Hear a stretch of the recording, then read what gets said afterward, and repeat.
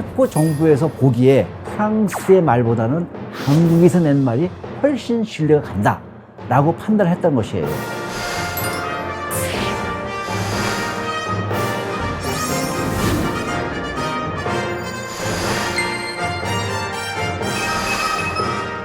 원전산업지원특별법을 제정하고 원전 생태계 복원과 수출 지원 정책을 더욱 강력하게 그리고 일관되게 추진해서 앞으로 제3, 제4의 수주가 이어지도록 다 함께 노력합시다.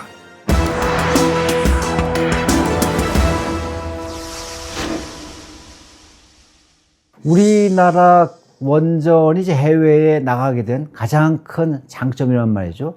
신뢰입니다. 그 신뢰가 무엇이냐면 우리는 상대방이 요구하는 그 납기에 원전을 갖다가 건설해 준다 이겁니다.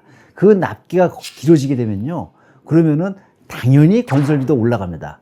예를 들게 되면 프랑스가 뭐 핀란드라든가 또는 자국 내에서도 건설 실적은 있는데 당초 자기네들이 건설하겠다는 그 기한보다 무려 12년, 13년씩 늦어졌습니다.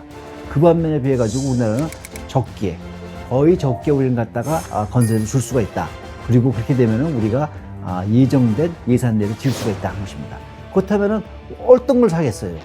내가 이걸 갖다 필요할 때 들어올 수 있는 그러한 공급업체를 갖다 선정하게 됩니다.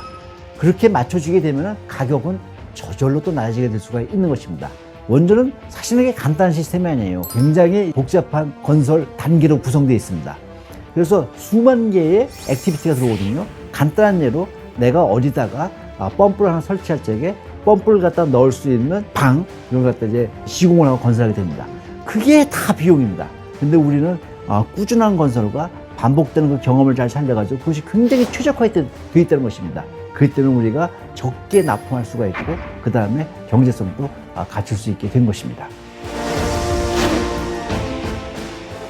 기술력으로 본다면 이제 두 가지 차원인데, 첫째는 이제 설계를 갖다가 얼마큼 잘 하느냐, 얼마큼 또 안전성이 있느냐, 뭐 이런 것인데, 그런 기술력이라는 차원에서 보면은, 유사하고요. 안전성을 갖다가 또 이제 어느 정도 수준이냐 본다면, 그것도 역시도 유사합니다. 다 규제기관의 검증을 받은 설계들이고 하니까요. 그런데 설계로 끝나는 것이 아니고, 그 설계를 바탕으로 해서 우리가 물건을 제작하고, 그걸 갖다가 건설에 넣어서 시공해가지고 다 짜맞춰 가야 됩니다. 그런 점에 있어서 우리나라가 훨씬 더 최적화된 그런 기술을 갖고 있다고 말씀드릴 수가 있고요. 더 나아가서 그러한 기계들이 제자리에 들어갈 적에 성능을 갖다가 충분히 잘 발휘해야 되거든요. 그런 성능의 측면에서도 우리의 기술들은 충분히 검증이 됐다라는 말씀을 드리고 싶어요. 더군다나 이건 장기 사업이고 돈도 많이 들어가는데 그런 신뢰에 있어가지고 우리가 크게 체코로부터 좋은 평가를 받았습니다. 마지막에 체코 정부에서 이런 얘기를 했습니다. 한국은 믿을만 했다고 하고요.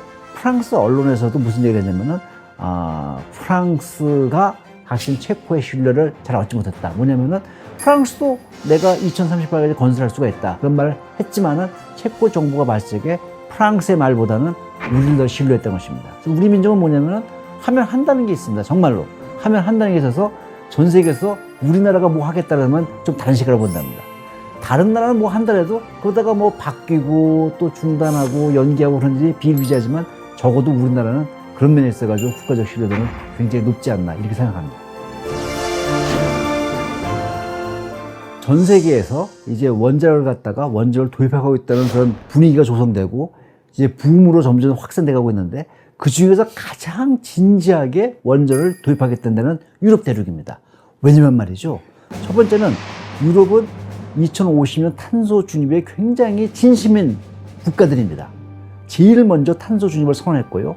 텍소노미를 갖다 제정하면서 경제 활동에 대해서 이 탄소 중립을 갖다 맞추지 않다면 자기들은 지원하지 않겠다라고 선언했고요. 그래서 유럽이 가장 이 탄소 중립을 위해 가지고 원전을 도입하는 데서 가장 적극적입니다. APR1000이라서 이건 대형 원전에 속합니다. 우리나라의 브랜드로서 세계적으로 지금 알리고 있는 것들이 또 수출에 추진하고 있는 것이 APR1400입니다. 유해에 들어간 것도 APR1400이고요. 현재 우리나라에 짓고 있는 것도 APR1400입니다.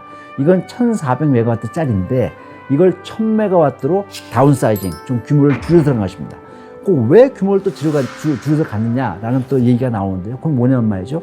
그 국가가 필요로 하는 전력 규모가 있습니다. 그러니까 체코 같은 경우에는 체코의 여러 가지 전력 수급 상황을 봤을 때 1000MW 정도가 적정하다고 본 것이 하나고요.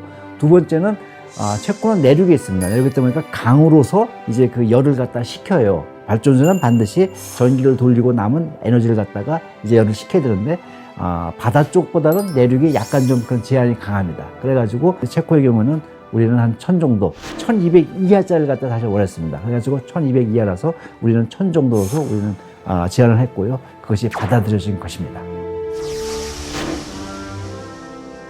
우리나라가 첫 번째는 표준 원전을 우리는 짓는다라는 전략을 택했습니다.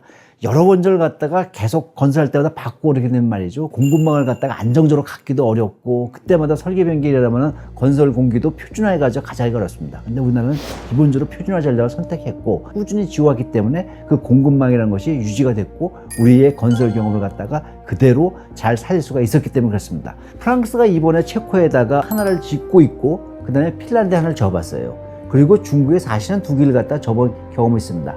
다 합쳐가지고 어쨌든 간에 한 4번 정도인데 우리나라 같은 경우는요 UAE에 이미 4개를 갖다 지어봤고요. 근데 국내에서 가지고도 지금 4번째를 갖다가 중국에 들어가고 있고요. 그 다음에 현재 건설하고 있는 것도 또 2개가 있습니다. 그러니까 그러한 건설 경험에 있어서 우리가 훨씬 높다라는 말씀을 드릴 수가 있습니다. 재생과 원자력을 갖다가 조화 있게 균형 있게 같이 가져가야 돼요. 그것이 에너지 믹스거든요. 어느 하나만 갖고서 우리가 탄소집을 갈래야 갈 수가 없습니다. 재생이 나름대로의 장점이 있고요. 원전은 원전 나름대로의 장점이 있습니다. 우리가 필요할 때 전기를 써야 되거든요. 근데 그것을 보완해 줄 수 있는 것이 바로 원전이에요. 그리고 원전은 우리나라에서는 굉장히 경쟁력이 있습니다. 굉장히 가격이 싸거든요. 우리나라 전기요금이 올라가면요 국가 경쟁력이 떨어지게 됩니다. 우리나라 전기요금을 갖다가 그래도 국가 경쟁을 받칠 수 있도록 만들어주는 것이 원전에서 나오는 전기거든요. 그러니까 2개를 잘 믹스해가지고 국가 경쟁을 유지하면서 탄소 중립에 갈 수 있도록 해야 됩니다. 그래야지만 국내 원전 인프라도 계속해서 유지해가고 더 발전시키고 이걸 바탕으로 우리가 또 해외에 나갈 수가 있고요. 이렇게 되는 것입니다.